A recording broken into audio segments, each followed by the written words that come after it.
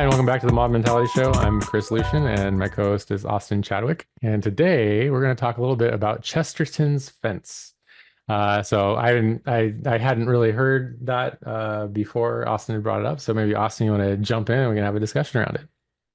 Yeah. So this one's a real fun topic for me because it kind of blends lots of worlds and experiences for me. I'm a pretty big fan of Chesterton. I have to admit I haven't read a lot of his books yet, but they're definitely high on my list for things upcoming. But one thing that I've heard people in the tech community to refer to that really caught my eye because of the name, but then also the concept, is this idea of Chesterton's fences. And I'll define the principle here in a second, but the thing that I think it's near and dear to my heart is because I think if I had a count of times I've called stop the line in mobs or teams, might be one of the top reasons why I do. And it's because things, lots of warning signals in my soul go off when I see something dangerous about to happen in a mob or team. And so Chesterton, and the longer quote, which we can post in the show notes, but basically he's talking about reformers, and it can be anything, right? So in your mind, you can think of code, or let's say a organization, or a system or process in your team or company. And, let's just say that there's a fence in that system. And a reformer comes along and says, very quickly, without thinking very much, I don't see any use of this. Let's clear it away. And someone else steps in and says, quote, if you don't see the use of it, I certainly won't let you clear it away. Go away and think. Then when you come back and tell me that you don't see any use of it, I may allow you to destroy it. And so, the three high-level principles I kind of see there is, first identify the fence that someone's trying to destroy. Second, understand its purpose, and then change it by proceeding with caution. And for me, this comes up a lot with mobs because especially it comes up in a good way, in the sense that we're looking at some code, let's say, and lots of observations are being made. That's not right. That doesn't look good. That variable is misnamed appropriately. That's misleading. And what I've noticed is that sometimes the driver will just start changing things and then move on to the next topic as if there's no problem. And for me, I'm like, oh no, did this have unit test coverage? Did we really understand why that was there? Let's say sometimes it was like changing the intent of a unit test. Like, oh, the test shouldn't be checking that. It should be checking for this instead. And then they change it and move on. And it's like, whoa. And so, yeah, that's kind of my monologue there, Chris. You got any thoughts? But I think it's interesting. There's certainly things that so I think like what immediately comes to mind a little bit is the Five Monkeys experiment, kind of the opposite of it, right? So the monkey gets sprayed with cold water when it goes to get the bananas, and then they slowly replace other monkeys until no one had seen a monkey get sprayed with water, but they still like fight it. So I think there are situations where things exist and no one remembers why. And then sometimes they are good, right? Virtuous. And then some of them, there's just organizational memory, and it's always been that way. So I certainly would caution anyone against this idea of like, it's always been that way. And then spending tons of time trying to figure out why it's there. Because it might just be a like probe and sense sort of situation. The other side of it, though, is it's like understanding why choices were made. A lot of organizations will use things like architecture decision logs and stuff, and to try and circumvent this. But yeah. So, but also I worry that leaving a subsystem up. So say that there is some communication that's happening about something. So a technical process runs, a message is fired off, and then it goes into the ether, and you can't really tell where it's going or why. and you're saying, okay, well, I don't know why that's there, and but you're also spending a lot of time trying to figure out why. And so there, and it could lead to something that's a dead end, or maybe not. And then you end up with the scream test, right? Which is like, turn it off and then see what happens. So I think there's like three areas here, right? They always been that way. It's doing something, but we can't figure out why. And the like, let's just, remove this thing that was here and change it. In a mob, I think I've seen all three of those.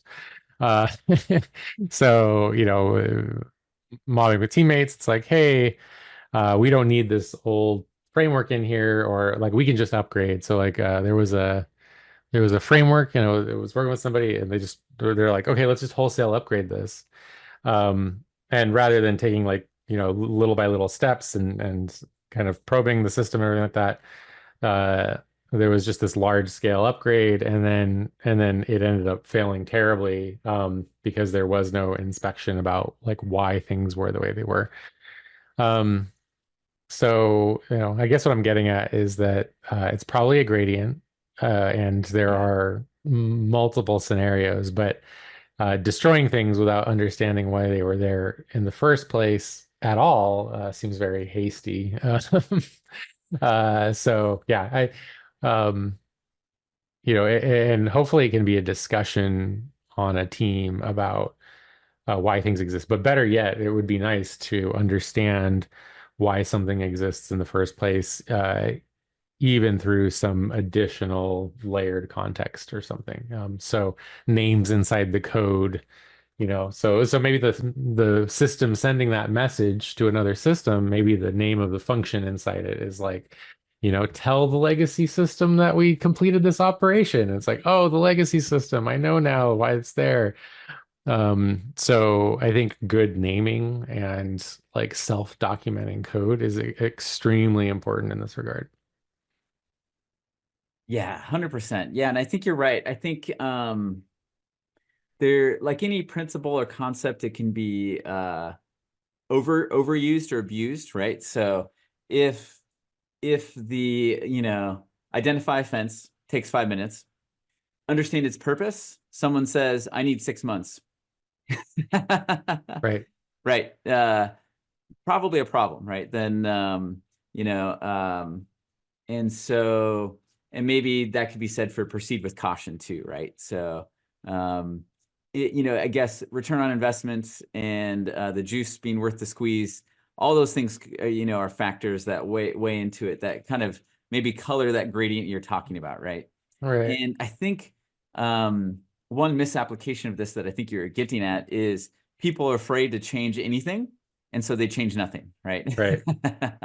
And so I think that's definitely on one end of the spectrum.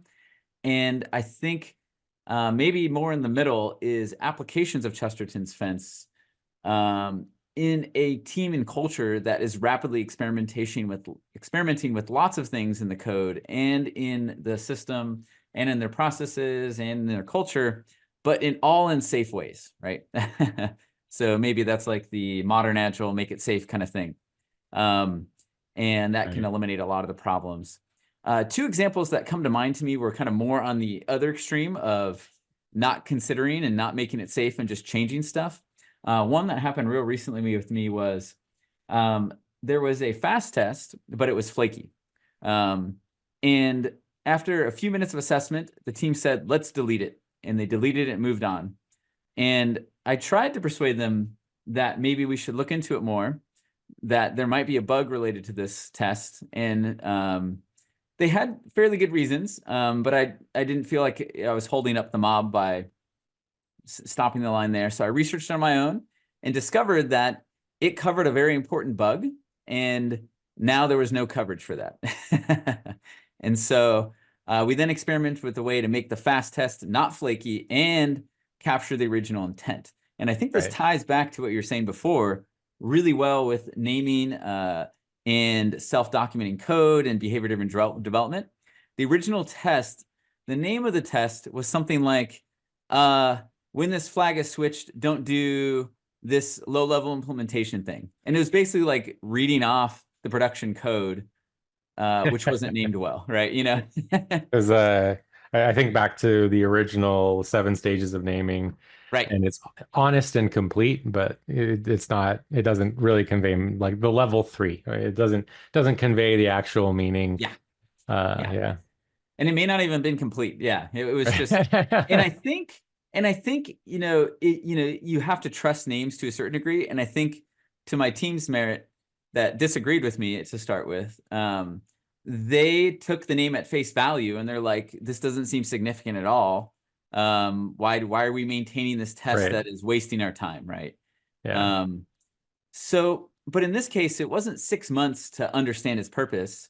It was 15 minutes, of, time I spent alone, where I just basically looked at the code that it was trying to test, commented it out, and then ran the app and saw the explosion that occurred, right?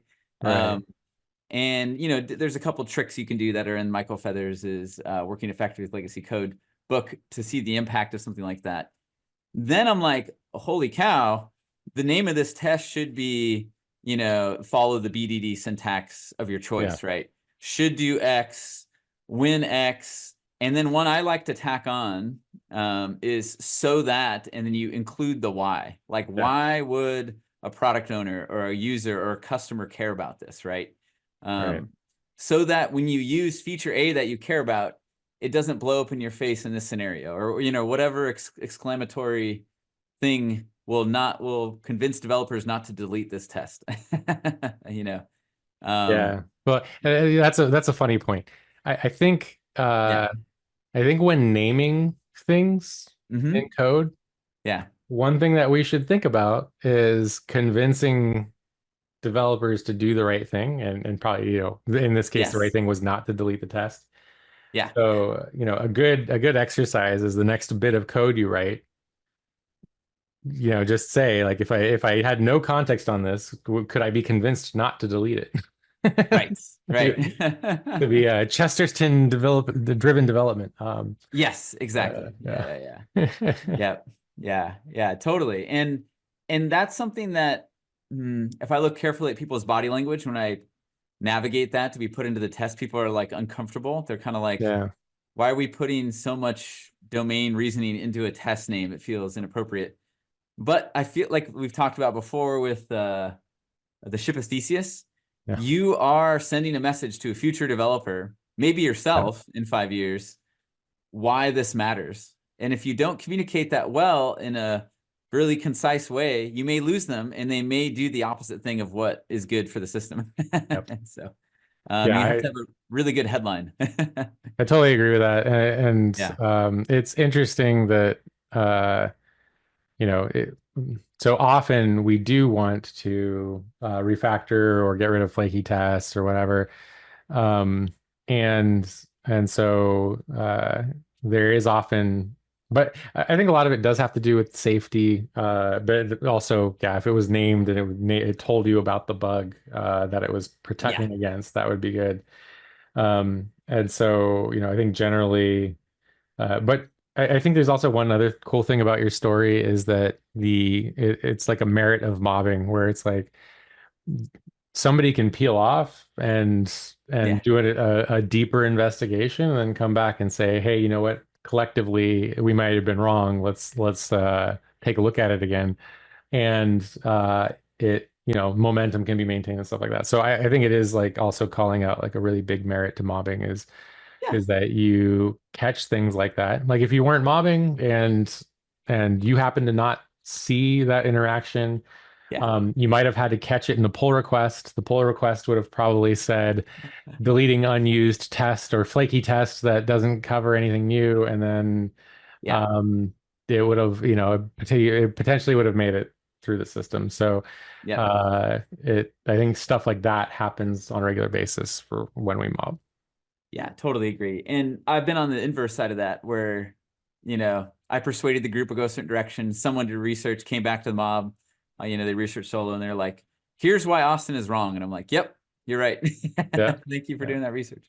One more example, and then you can close this one down. It was just, I've also seen it happen with product code, where, changing code without checking to see if there's safety. The unit test passed, but we didn't even check if the unit test cover this area. And then in this case, a week later, a production bug occurred, and then the team started to be open to, hey, let's check for coverage first before we change something. Not Yeah. just do the test suite pass, but does the test suite actually cover this behavior?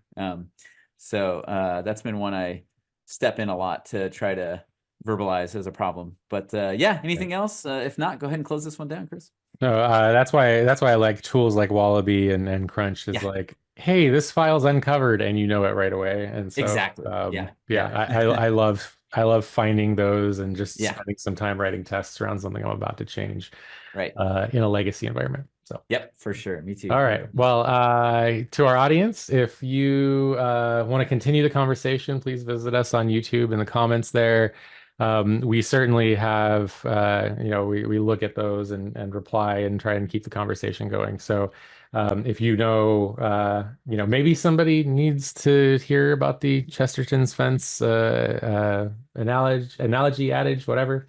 Share this episode with them. And Austin, thanks for bringing this up. It's a good topic, and visit with us next time, and we'll talk to you all later. Bye, everyone. See ya. Thanks.